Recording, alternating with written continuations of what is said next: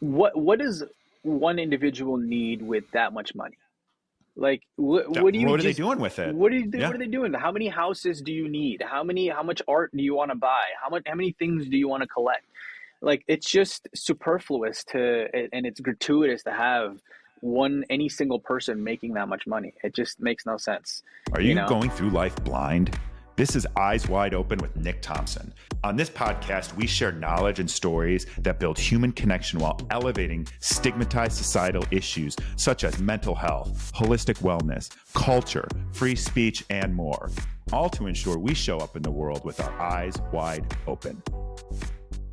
Hello, everyone. Welcome to another episode of Eyes Wide Open. Today we have Rushi Kota as our guest. Rushi is an actor, a member of SAG, and you may recognize him if you're watching the video or know his name from his recurring appearance on Grey's Anatomy, Never Have I Ever, the Netflix show, and also recently he starred in Make Me a Match, which was a Hallmark Original Movie. So Rushi and I got connected through a mutual friend recently, and after we had a quick conversation, I wanted to talk to him a little bit about SAG and the writer's strike and what actually is being fought for and where the strike is currently and his activism and willingness to stand together with writers and actors. So we have a great conversation ahead of us here.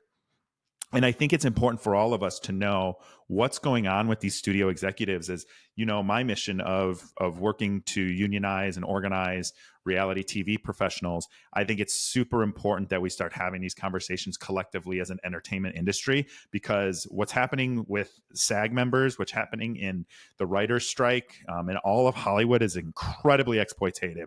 And I think here we're going to have a really good conversation about what's going on with these Hollywood strikes, what's going on in reality TV, and where those intersect. So I hope that you listen to this and this helps you understand the SAG strike, the WGA strike, and what we're trying to accomplish with Unscripted Cast so that you can view all of these things with your eyes wide open. Today we have actor Rushi Kota on as our guest. Rushi has starred recently in the hit original movie Make Me a Match. He also starred in Netflix series Never Have I Ever and had a recurring role of Dr. Vic Roy on Grey's Anatomy. But perhaps most importantly, you are living real life experience of being a new father, which we were talking about right before we started recording. So anyway, thank you for coming on the show. How are you? I'm good, man. I'm good. Thank you for having me. Good. Yeah, it's my pleasure. I'm glad that we were able to do this. So I Yeah. like to start these off the same way. Every guest I have, I'm curious, Okay. what did you want to be when you were growing up, and how did that change over time and ultimately lead you to where you are now? Yeah, honestly, I think, thinking back on it, I didn't really even know if I wanted to go to college, but the big thing that I did want to be I grew up, when I grew up, it was a Formula One racer. And I didn't realize Do you know how what's far away. hilarious? My episode tomorrow is with a Formula One racer. Oh, yeah, dude, Yeah. who? That's awesome. I'll send you his, Okay. check it out. Okay. Yeah. Okay. Anyway, Wow, that's that's so. cool. Yeah, that's funny. So now, I mean, like, yeah, so I wanted to be a Formula One racer, and I just, never realized how far away I was from that dream. And so it kind of shifted. And I was like, oh, let me go study automotive engineering because I really like cars. So I went to go to school to go study automotive engineering. And then 4 years of that and doing business, learning business and the automotive side of things. I was like, I don't really want to do this. And so, and then I slowly shifted into an artist path, I guess. Yeah. You know, it's so interesting because one of the trends that I've noticed when I ask people that is when they're a kid, you have like these huge ambitions and then you always get kind of like whittled into capitalism. So the fact Yeah. that you were able to sort of Yeah. sidestep your way and still take that artist path, I think is super cool. When did you first start acting? I started acting in New York after I graduated college. Like I think I was like 21 when I started acting. Oh, wow. Yeah, like I know I graduated in 2008, 2009, when the whole mortgage crisis collapse happened. Yeah. I And remember. so, yeah. And so I couldn't find a job for the life of me. And so yeah, I was like, I should go do something that I want to go do with my life, have something be fun to go do. Um, yeah. And then I was acting in New York for about probably 3 years maybe, and then got into grad school. And then immediately after I moved to LA. Oh, wow. What'd you go to Yeah. grad school for? I got my MFA in acting. Oh, good for you. So you did kind of get yourself back on that path. That's great. Yeah, if I was gonna do this, I wanted to do it for real. Hmm. And I mean, you don't need an MFA or a BFA to, be an actor, but it helps and grounds you in your everyday process of like, all right, and here's my foundation, here are my principles. Then I can like jump off and go explore different techniques and different ways to do this on repeat Right. and do it safely. Right. Right. Yeah. What was your first role that you played? My first role, I think, uh, it was a it was a short.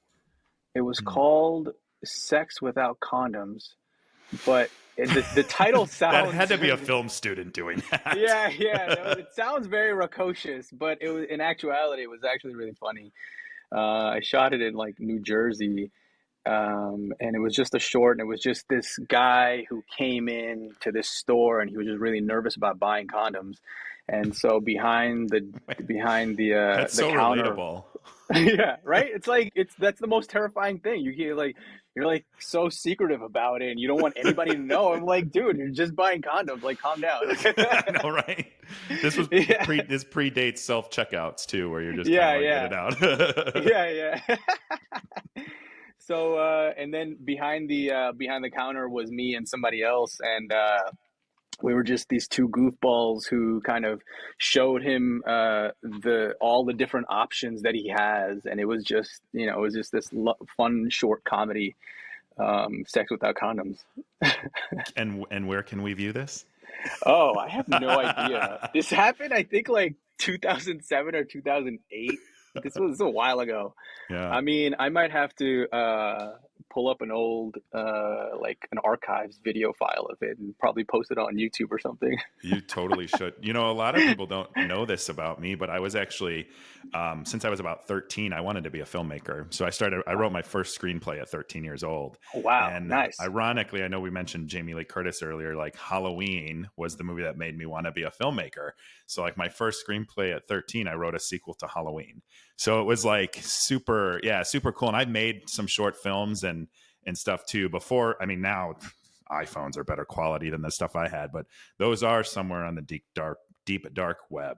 So Yeah, I mean, anyone, have you gotten a chance to like look it over and see, what you can extract from it now and see if there is a path to making because horror and supernatural and oh yeah, what is it? Thrillers are all the rave right now. totally. I have thought like I'm really good at the ideas. I haven't written anything in a long time again, but I actually have like a whole satire mockumentary pitch idea that I've had for a few weeks now that's just kind of come up with actually literally some shows that I've watched. I'm like, oh, this would be funny in this context. That would, so maybe, who knows, someday we'll see. Okay, Yeah. okay. so, so I have to ask, you're an experienced actor. I would say from my perspective, successful, right? You've recently starred in a movie, you've been on a couple shows. One of the things when we first started talking I thought was super interesting was how while you were on Grey's Anatomy, you were bartending because you didn't really have any options. So I'd love to hear a little bit about what's it like when you're, an actor Yeah. and you're just trying to kind of get by. Yeah, I mean, it's this insane life that we choose to go down this path, and it's I mean, for me at least, like I understood that I would have to pay my dues, Hmm. and I would have to crawl through the crap to finally get to the top, and I knew that I guess somewhere in my subconscious I was like, oh yeah, I knew I would be making like shit money and doing other things while on my path to Hmm. making the bigger films and getting the bigger paychecks and whatnot. But yeah, that was like one of my first big jobs, and yeah, when we were because it's a procedural, you shoot it shoots Monday to Friday. I didn't know that. Yeah. It's kind of like an extended 9 to 5, and then they get the weekends off. But and that show would, because it's one of the only procedurals to shoot about 22 to 24 episodes per season, that would require about 9.5 months out of the year to shoot. So you're going to work Monday to Yeah. Friday. And when I started out, I started off as a co-star, recurring co-star, and I didn't even know how many episodes I was going to be. It just said like, oh, you're pinned for 2 episodes, and then every episode was kind of a negotiation, um, and eventually I got bumped up and whatnot. But yeah, during that time, while I was on set Monday to Friday, I was like, I didn't start my S corp yet, my company yet, and so that means that usually most actors they start loan out companies so that they Mm. can then pay themselves out, and they can contribute to their 401k and claim their expenses and whatnot. Because that wasn't happening, the government would immediately take half Yeah. of the half of your paycheck, and then on top of that you would have to pay another 20% to your reps. So by the time I got any money, it would be like maybe 30% That's of insane. my money. So that wasn't really any money to sustain myself. So I would be bartending on the weekends. And it was just I think I did that for a good solid like 7 months, Wow. and that was that was exhausting for sure. I mean, I can't even imagine. I even Yeah, just like working a full time job is exhausting on yeah, its own, let yeah, alone having to get up a side hustle of some sort. And you told me too, like people would recognize you, and you're just like, hey, yeah. I'm slinging drinks here. Yeah, yeah, yeah, yeah. So that was the other funny thing, right? It was like, because there was a very short editing time for each episode, then as soon as you shot it, then probably like a month and a half, 2 months later, it would be airing, and this was a big show, and a lot of people It's one of saw the it. biggest shows of all time. Yeah. Yeah. And so I was immediately getting recognized while I was working. People would come up to, it was really awkward. I was like, they didn't make it fun for sure. They're like, they would come up and just start taking photos. And they're like, hey, can we get a photo of you? I'm like, I can't right now because I'm working. And they're like, oh, okay. And then they would just start taking photos anyway. Um, uh, and and people would just be like, "I know who you are," blah blah blah blah blah, and like start talking about my life like they were like we're friends, like we're I had Right. this one person who was a huge fan of the show, and then uh, she sat at the bar and just like racked up a huge bill, right? I forget, it was like $250 or like $300 or something, and then she expected me to like take care of it because she was a huge fan of the show. And I was like, "What are you talking about? This is a Work that business. I way. am working. Like, what world are you living in right now?"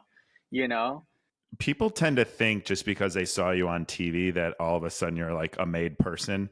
And, I always say, I'm like, so there was right when the show came out for me, Love is Blind last year, I had gone to dinner at a pizza place here, a parlor, and I forgot my card, like just in the thing, and I didn't fill it out. And I got this like really long message of someone being like, you've got that Netflix money now and you didn't leave a tip. And I'm like, this was a total fluke. And, everybody like does that. You forget, you leave your card, you forget to fill it out. And of course I went back and tipped and everything, but people just assume that like you get this Brinks truck, I always say, that just backs up, drops off a wad of cash, and then you're good to go just because they saw you on TV. And that's not the case. And I recently started talking a little bit about I've been struggling finding a job. I've been in marketing, Yeah, tech you as were an telling me about that. executive. Yeah. And it's been wild. So there isn't this just steady stream. Even being, part of a union or something, you get more, but you're still not necessarily going to get, a living wage, like No, for lack of a better no. word. Yeah, it's definitely not what people think it is, or even at me signing up for something like this, it's definitely not what I envisioned for my like financial situation of Right. being on this many amount of projects, but then also like having a side hustle like that. To me doesn't make sense, right? So it's, Right. you would think for you as well, of your on this huge show that this many people amount of watched, and then yet you're struggling so much on the other side of Hmm. it. It's just crazy, man. It And is. And people, that's what this industry is for most people. yeah. Well, I think too, people think, and you're a part of SAG, right? So people think too, they associate like, a Jamie Lee Curtis, a Brad Pitt, like Yeah, anybody who's on that TV, like they're getting residuals, they're getting a paycheck, they're getting all this stuff. And especially with streaming kind of came out of nowhere and completely yeah, changed the game without actually changing like the pay structure and totally. the legalities of it all. So I'm curious, like, what do you, as a member of SAG, like, how did you pay? I mean, you side hustled, but like, did you have close calls? Were you, I tongue in cheek said I'm going to be homeless in 2 months because that's when my savings runs out. But yeah, like those challenges.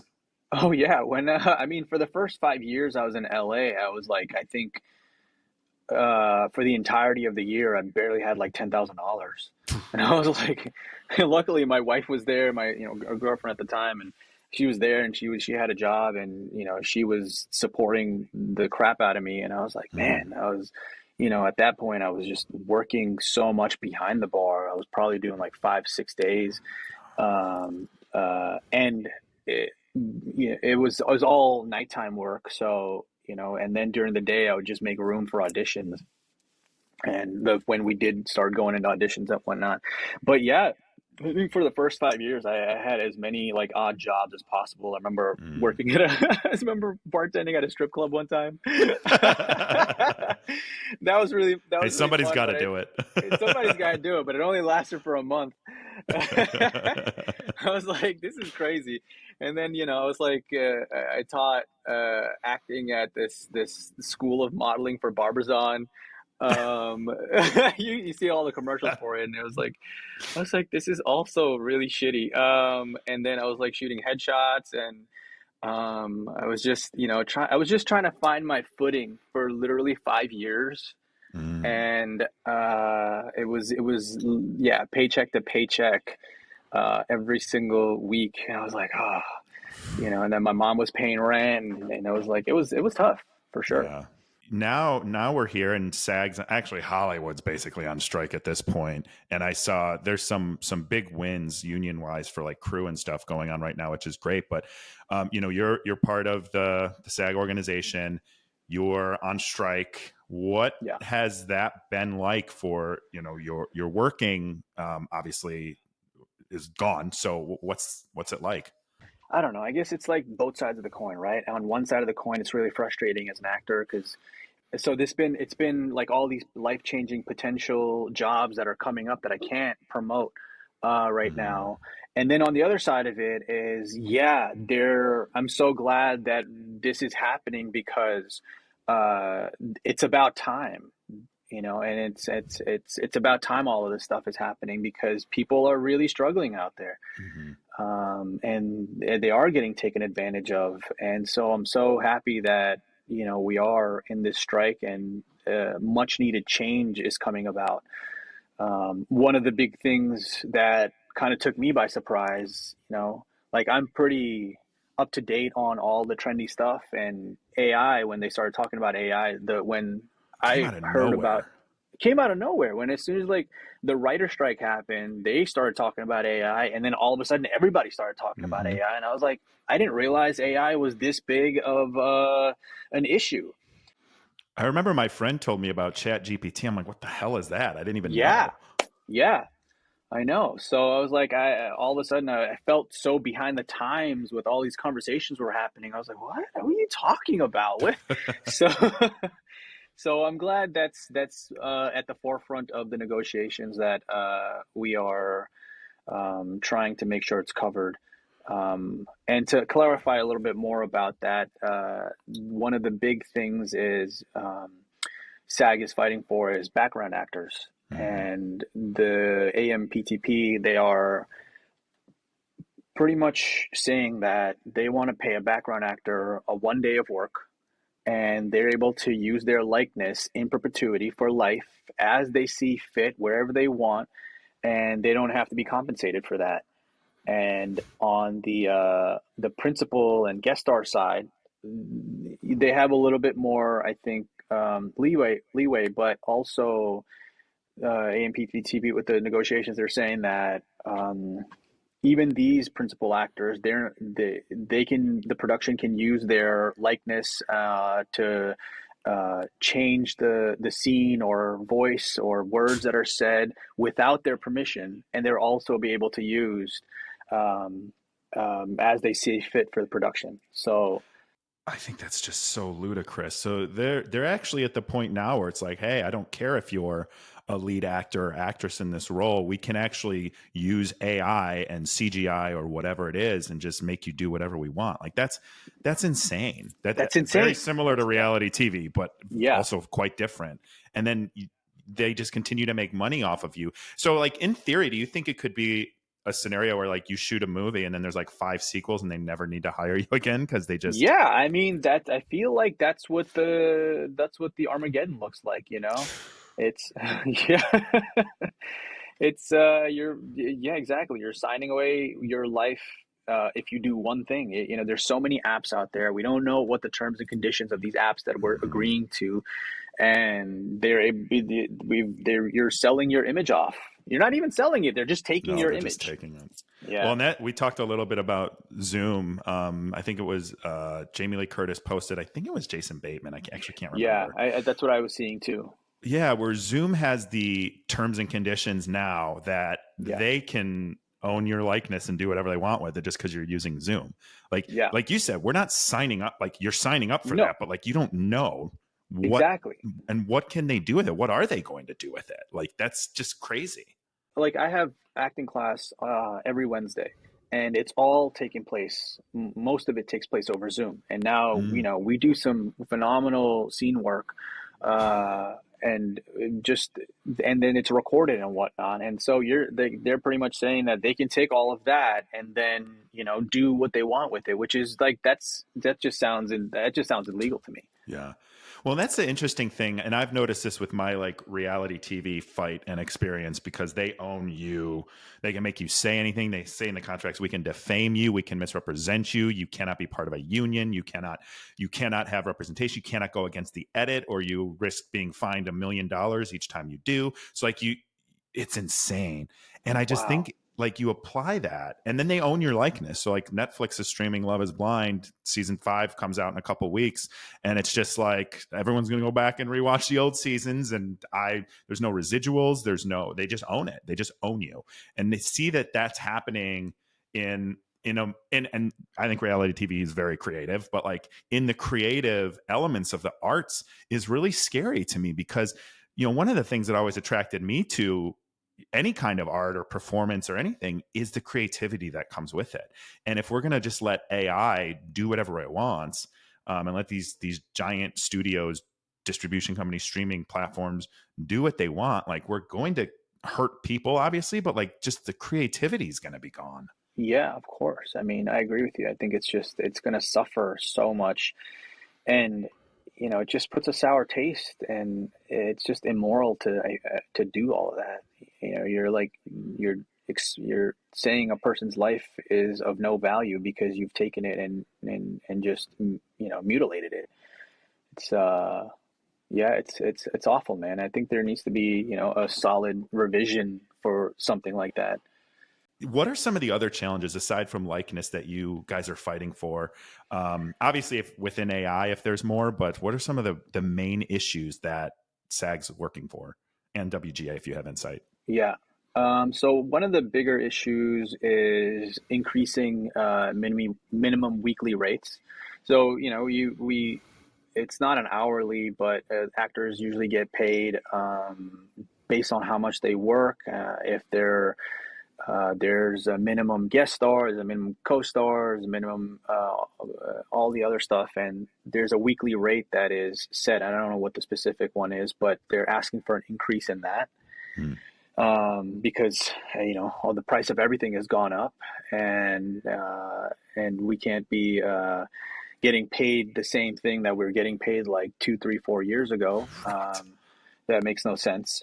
The other big thing is increase in residuals, but specifically from streaming Mm-hmm. networks, Netflix, Amazon, Apple, Disney, and something that they're asking for is success-based profit sharing.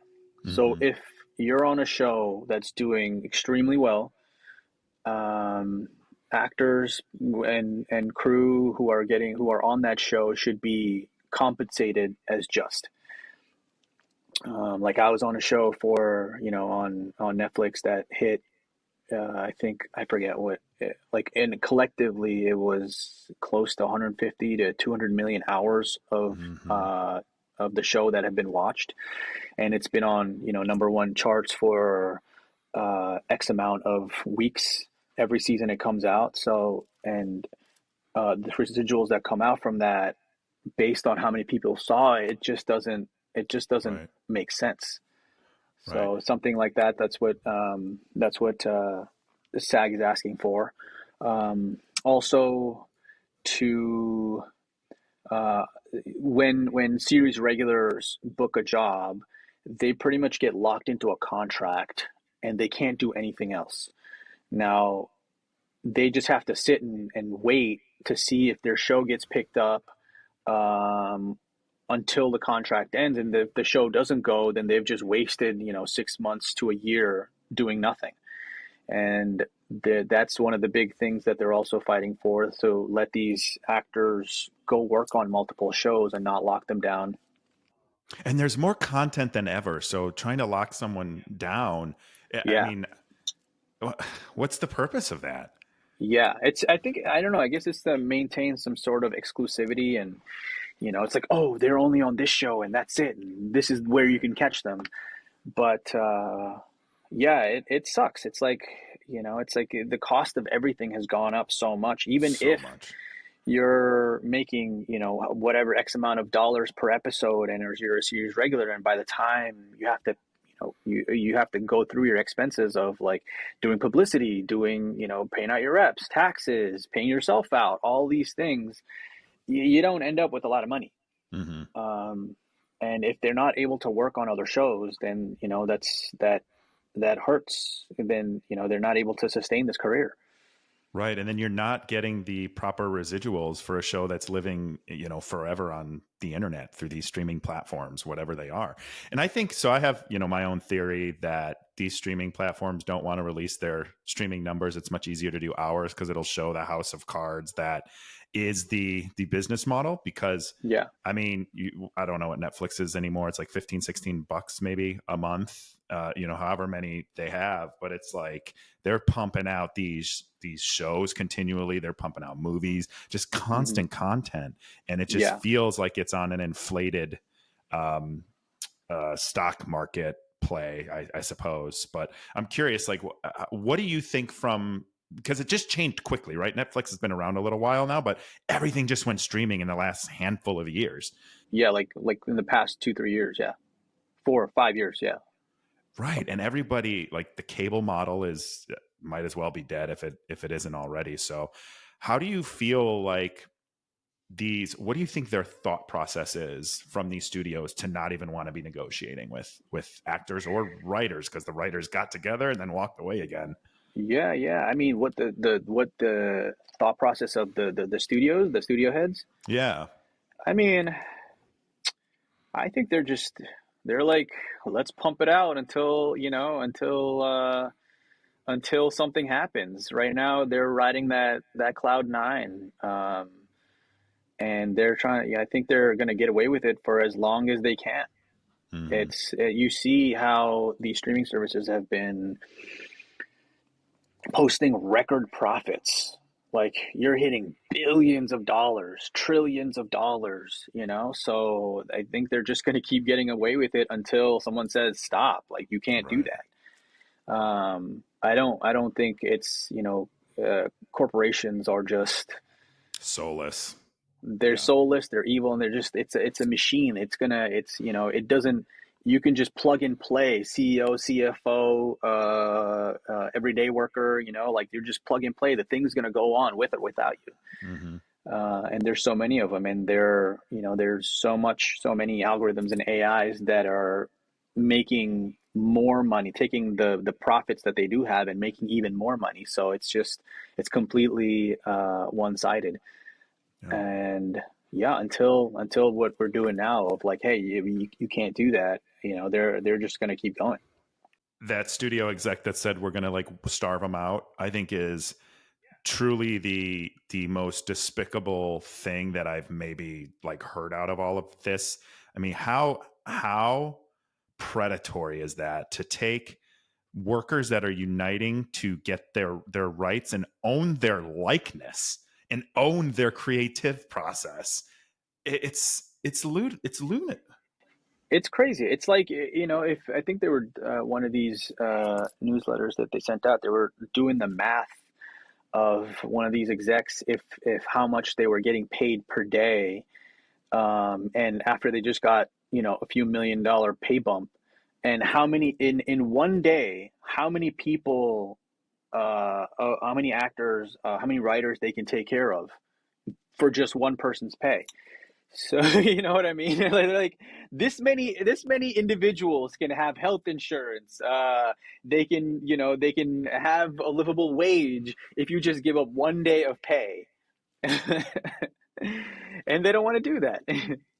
This is where so I don't want to get into this huge economics conversation, but Yeah. this is where I always kind of get locked up because like I get it, right? Capitalism is kind of exploitative. It can really be based on greed, and without proper regulations, it, in my opinion, it doesn't work.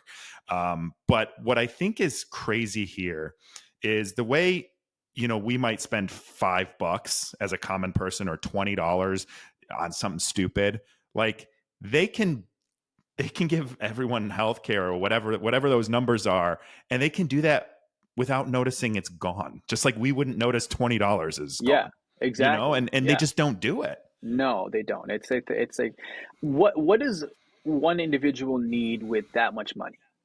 Like, what do you What are they just doing with it? what do you do? Yeah. What are they doing? How many houses do you need? How much art do you want to buy? How many things do you want to collect? Like, it's just superfluous and it's gratuitous to have any single person making that much money. It just makes no sense, you know? So, It doesn't. And this is another thing I don't understand. And if anyone out there can ever explain this to me, let me know. But if you just keep hoarding all the money, whether it's a studio executive, whether it's, a CEO or a mhm. board or whatever that is, you just keep hoarding the money and you keep extracting more and more from, working people. Who's going to buy your shit? Because they're not going to have any money. Like I think, in my situation, all the stuff that I've had to cut in the last few months, I think to myself, I'm like, okay, I don't really need this right now, $50 a month or whatever, save there. But like, if I had money, like I'd spend it.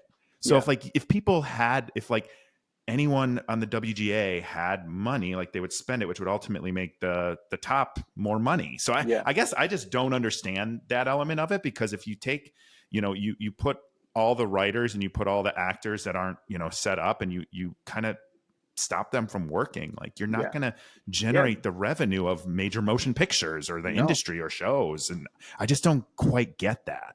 Yeah, I mean, and that's the situation we are in as an economy as well, right? So that's why inflation is so high, and that's why it's always this huge pay gap between low income, mid income to high income, and it's just, dude, like no one, like all the cars that are coming out right now, or every Mm, single car is like over $100,000. I'm like, it's insane. who's buying this? Who's buying this? Supercars used to cost, anywhere from 150 to like 300,000. That was living the good life, and now things are like, oh yeah, they're gonna cost $1 million to $2 million. Every single EV that's coming out, they're pricing it at like 150. I'm It's like, what? insane. What are you talking about? Yeah. So, Who's going to get even approved for that loan? no, Like, it's like, I know, right? The interest rate on loans right now are anywhere from like 6 to 8%. Like, what? It's just like, it's crazy, it's man. totally ludicrous. It's totally Yeah. ludicrous. And again, I guess like you can put people in debt, but when they don't have money to pay that Yeah. debt, you're Yeah. in the same issue. Yeah. Exactly. So, So what are some of the other things, or maybe something personal to you? Obviously, the likeness, the AI. What are the residuals? What is like the number one thing in your eyes that needs to come out of this Hollywood strike? There's another one. Yeah, I think uh, a rule on self tapes. Like I'm lucky, and I'm someone that gets a lot of auditions, and now that everything has moved to self tapes versus in person, um, the amount of pages that I get for per self tape, and then how many auditions I get per week, I'm literally shooting an entire 90-minute movie by the end of that week. Like it's Wow. crazy. And I've gotten quite good at memorizing and all that and working on character as fast as possible. But most of the 99% of the time, most casting directors are not going to watch more than like 10 Right. seconds, 20 seconds, maybe Right. 30 seconds of it. And for actors to be sending out 9-minute video, 9-minute self tapes, like 12-minute self tapes, it's just out of control. So I think Hmm. personally, like I would like some sort of cap on how many pages can get sent out per audition. That's a good point. Now, is this a result of COVID? I mean, no, it was always like this. Okay. I think they do it because they want to see how quickly you can work through this much amount of Mm, material. Because when you're on set, they're just every single thing is changing fairly quickly, and you're getting new pages, getting new words, and for TV episodes shoot every 10 days, so you're getting a whole new script every 10 days, and they just want to know how fast you can work, and I that's totally understandable, but I would say like save that for audition two, audition three, versus the first audition. We need to see 17 pages of material. Like that happened to me one time, and I was like, that's and I did free it. labor too. I mean, Yeah, it's like yeah, that in marketing. A lot of times, especially as I've progressed in my career, like you'll have to go through this 5 6 hour long interviews with yeah, various people, and then they at the end they're like, "Well, we want a marketing plan project from you based on this," and you're just like, yeah, "I'm giving you free labor at that yeah, point." yeah, Where it's like, there's no guarantee that I'm going to get that opportunity. I applied to one, and I did a whole marketing campaign before my first call, and I'm like, and I stopped myself after that. But it reminds me of that, where it's like, what the heck are we doing here? Like you aren't auditioning in real life. Yeah. No, I know. It's like here, yeah, we wanted you to know exactly what you're going to do with this entire company before we hire you. And then we'll have like 10 more pitches. And then, oh, yeah, okay, you spent 2 months of the work on this. We don't want this anymore, So, yeah. So I think that's something that I would like a cap on. Also, I think before, when we were going out in person, there was casting directors were a lot more selective on who they saw, because you can't see 10,000 people um, in one day. So they were very Mm, selective. I was like, oh yeah, okay, we think you're right for this. These 15 people are right for this, and then here's the five other people that may not be right for this, but we just let them see it anyway. Versus now with self tapes, casting directors getting submissions of 500 600. I've seen 2,000 submissions per role. So it's a lot on them it's a lot of burden on them, right? But I think right. uh, having some sort of funnel to be like, all right, here's the 50 people that we're going to see, that we're going to give the self tape Hmm. to, and then here's the 10 other people, blah, blah, blah. I think just siphoning that a little bit would help everybody. Right. Yeah. Well, it's just and if it doesn't work out, and obviously like you have to apply, audition, all of that stuff. But if it doesn't work out, you've now wasted, you've got a beautiful 90-minute movie at the end of the week, and Yeah. it's Yeah. it's just never going to see the light of day. It's just No. wasted time, wasted content. Yeah. It's A lot of unfair, wasted totally energy, because unfair. it's, most of the times they already have offers out. And that's also one of the things that SAG is fighting for. It's they have an offer out for a role, and at the same time they're still wanting to audition people. which also makes no sense. It's It's like like, what? reality TV casting. That's literally how they do it. It's like overbooking the airplane. It's the same thing. Exactly. It's like, yeah. So it's It's wasting wild. everybody's time. If the actor who's on offer says yes or no, then that is dependent on whoever else they get seen. But at that time, they already have tapes, you know? Right. So it's, I understand that they need to just be efficient and have it ready just in case, but it's also just a huge waste of time for a lot of Mm. people. Yeah. Yeah, I totally agree. How do you feel? So I want to shift a little bit to my experience in reality TV, right? So I know you said you don't know a lot. So overviews, like they reached out to me on LinkedIn, which was really my only social media presence for the most part, was there for my career. I go through this whole process. I've mentioned the contracts. They say all this stuff in there. You can't be in a union, blah, blah, blah. I read it and I was like, oh, okay, well, I'm just going to be myself, right? So it is what it is there. There's not going to do anything out of character. I have a good value system, all that stuff.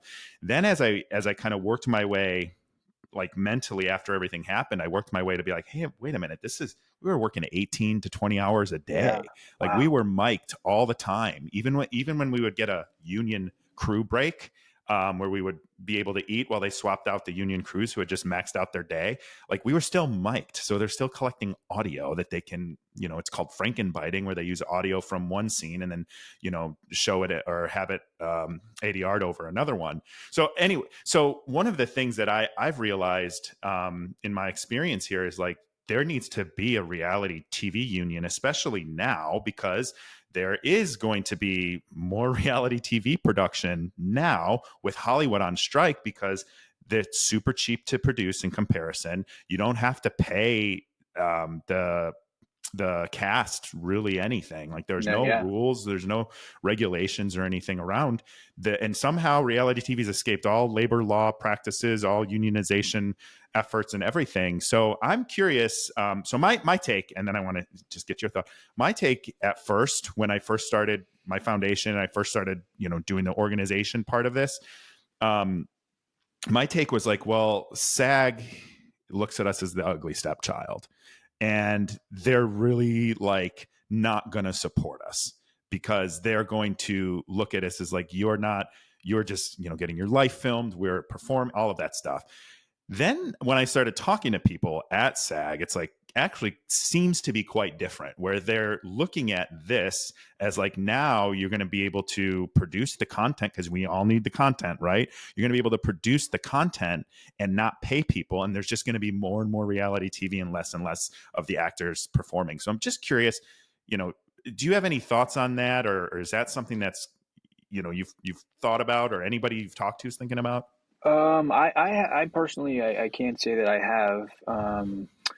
I know it is very challenging on the reality TV side, but no, that's not something. I mean, hopefully that is a big thing that SAG's able to address, because in a way, you guys are still performers. I don't know. I can't speak much on that because I'm not well versed on it. Which is totally fair. And what I Yeah. can say too is, when you think about reality TV, like they're not just following us around on our life. Like we are put in manufactured situations, told what we can and can't talk about, told, where we can and can't go. In my instances, for 3 weeks, I didn't have a cell phone. I didn't have a wallet. I didn't have a passport. I was locked in my hotel room for, a couple days on both bookends, and then you get 5 hours of sleep in your hotel. You can't leave. You don't have a hotel key. Like it's wild. And so, my argument there, in labor laws in California specifically say that if you're under the control of an employer, who is, by the way, you're an employee if you're making somebody else money by your labor, and you're sitting there in these situations. I'm like, I was basically for 3 weeks under their control for 24 hours a day, 7 days a week, and there's like no regulation on that. So it's just allowed to happen. And so my thought process there is like, if we can do that, like slowly, this will just continue to, first of all, erode the industry. And not there's anything wrong with reality TV. I just think it needs to be produced ethically. But it just feels to me like now is such an important time because I know Netflix and I know Amazon and I don't know if Amazon does reality shows. I know Bravo. All of these are looking at this as like, okay, well, we're just going to have to start pumping out 2 seasons of Love is Blind a year instead of Yeah. just one. Yeah. And I worry that that's going to be the norm because it's still going to produce the content if we don't Yeah. kind of all stand together on this.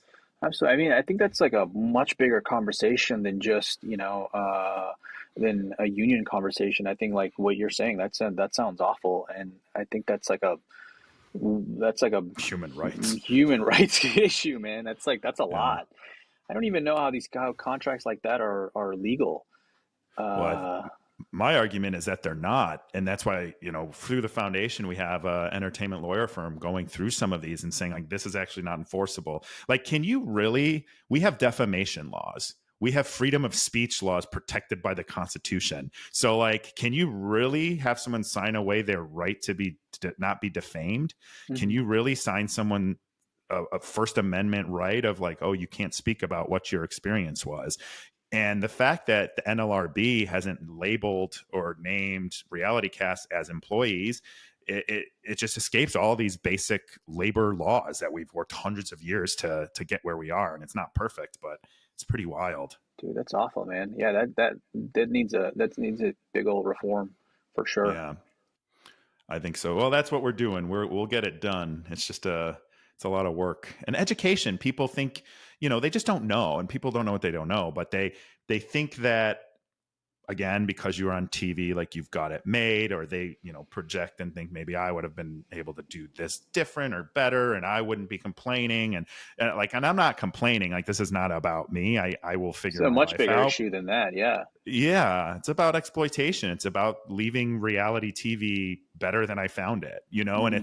it's just something that I think is so scary right now because I could just see, and people have this desire to be famous, which is, you know, good and has some struggles. So I feel like people will just continue to take these opportunities and ignore the exploitation. Totally. And I think that's kind of, how actors kind of start out too. It's like you're willing to put yourself in these situations, even though some of them are questionable, wrong, Mm. because you want your shot at fame, or you want your shot to be in a scene, to act and stuff, and we ignore all of these imbalances and unjustness that occurs, and I think that's we're in a time now where it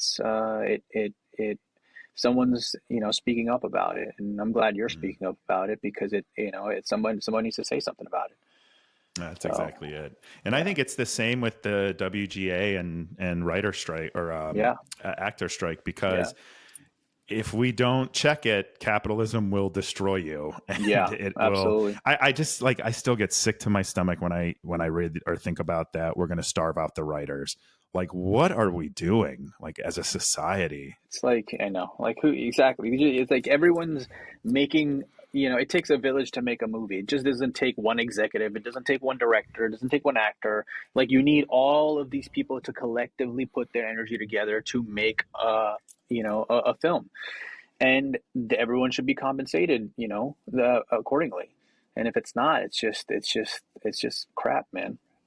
Yeah, I totally agree.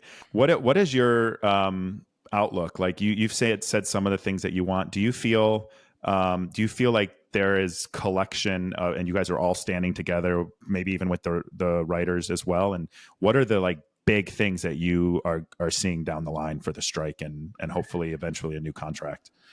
Yeah, no, there's definitely solidarity, and I'm trying to get out there and pick it as much as possible whenever I can get a good night of sleep for sure. But there's a huge collective effort, from the WGA and the Teamsters. Everyone's just out there fighting for the same thing, which is really great. And honestly, like I hope this gets resolved sooner than later. And but at the same time, I know we're all going to hold out for until we get to a fair balance. Right. But yeah, I think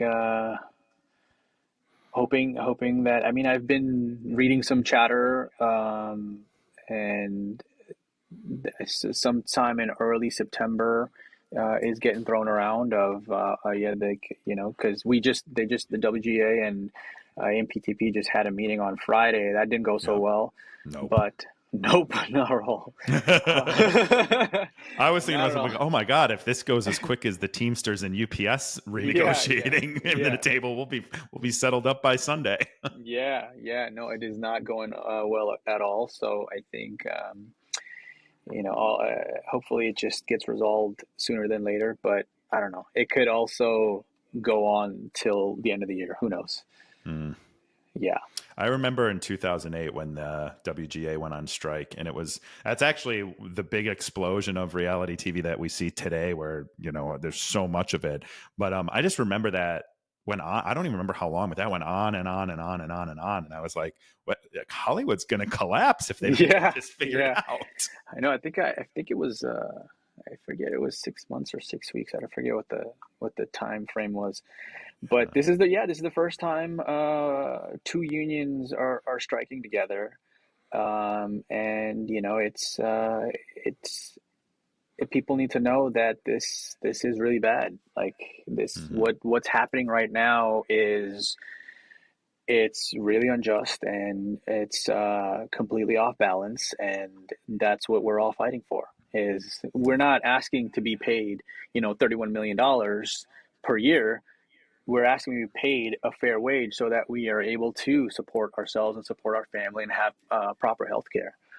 That's not a lot I to ask support for. you guys. Yeah. No, it's not. It's really basic. It's basic. It's the same thing you should get with any job, right? Yeah. And I'd argue you should have healthcare despite having a job. But Yeah. um, I appreciate what you guys are doing, and I obviously stand in solidarity with you. Thank you. I think most of the world does. I mean, I Yeah, I can't hope so. imagine anyone Yeah. understanding what's going on here and not having their support there. So thank you for that.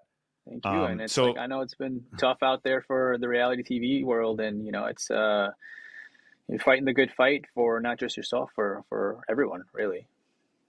I think so. I think it's us, right? It's a collective. Um, cool. Well, last thing I always like to do is give. I know we've kind of recently become friends, but give my guests an opportunity to ask me any question that they have with Ask Me Anything. So if you have anything, Yeah, I mean, where do you see yourself in, like, in 5 years from now, after all that you're putting forth? wow, that's a good question. Well, I feel like the most important thing for me to look at when I think about 5 years is I, I don't want to say, bite the hand that feeds you or whatever, but I want to see, and I don't care if it's me. Like if someone wants to take this, please come and take this. But I would love to see a reality TV union. I would love to see unscripted casts being represented, treated fairly from my perspective so that I don't have to worry about it and stay up Hmm. at night about it Yeah, anymore. I think there are plenty of irons in the fire for me from a professional standpoint. And I say like I really liked my life before going on the show. I had spent so much time on my career. I was successful in marketing and tech. I was just literally missing someone to share it all with, which was yeah, ultimately why I decided maybe this will yeah, work for me on Love is Blind. So I would love to be in a situation where I'm content, like I'm back to doing things that matter to me, and this matters to me, but like back to doing things, yeah, in a normal way in my normal life, as opposed to, kind of having to be the face of this and becoming polarizing and like all of yeah, these interviews and these, commentaries and but it has to be done. I've talked to like 50 reality cast members that some public, some private, that have said, thank you for doing this. This happened to me, things from sexual assault, things from, mm, having a panic attack and being forced to film, which happened to me and yeah, my experience with Danielle, my ex. So I just want to be able to look back in 5 years and be like, okay, I don't have to worry about this anymore. Yeah. That's such a low bar. But, Yeah. that and just kind of go back to my normal life. Yeah. That's a good goal to have, man. So you've got a newborn and you Yeah. are home more now, right? Yeah. Because you're Yeah. not acting at the moment. What's your plan to get a full night's sleep? Oh, I mean, yesterday we went out with a bunch of friends and, we finally took him out, and I think he was really overstimulated, which was great. And I think he got, he woke up maybe probably like at 4 a.m. So I think the plan is to uh, stimulate him a lot more Mm, mentally during the day so that he's able to then sleep a lot more at night. Yeah. smart. That's very good. Yeah. So How old is he? Is he six he's months? he's he's 5. He's gonna be five Okay. months next week. Yeah. Very cool. Yeah. Well, you have my support and sympathy and empathy, and I Thanks, hope man. that the overstimulation helps you get a couple good nights sleep in the near Thank you. future. Yeah. Thank you, dude. Cool. All right.